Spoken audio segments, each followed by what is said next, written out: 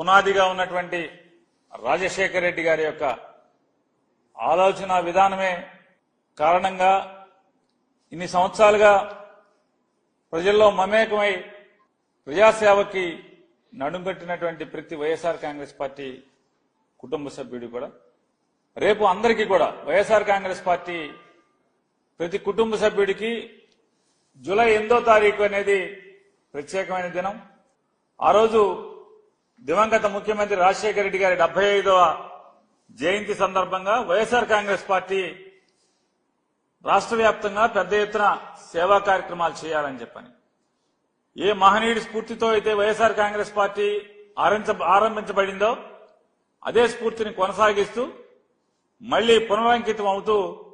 స్వచ్ఛంద సేవా కార్యక్రమాలు చేయాలని చెప్పని రక్తదానము చేయటమో లేదా ఏదన్నా స్కూల్లో పిల్లలకి పుస్తకాలు అందించటమో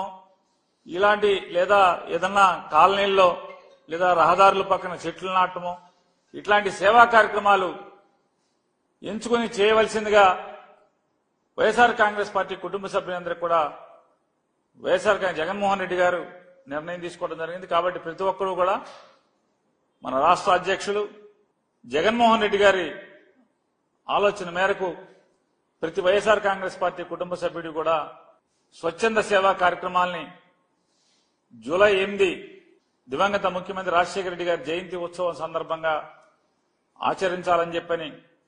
ప్రతి ఒక్కరిని కూడా కోరుకుంటూ అలాగే రాజశేఖర రెడ్డి గారి యొక్క జయంతి ఉత్సవం ద్వారా స్వచ్ఛంద సేవా కార్యక్రమాలను చేస్తూ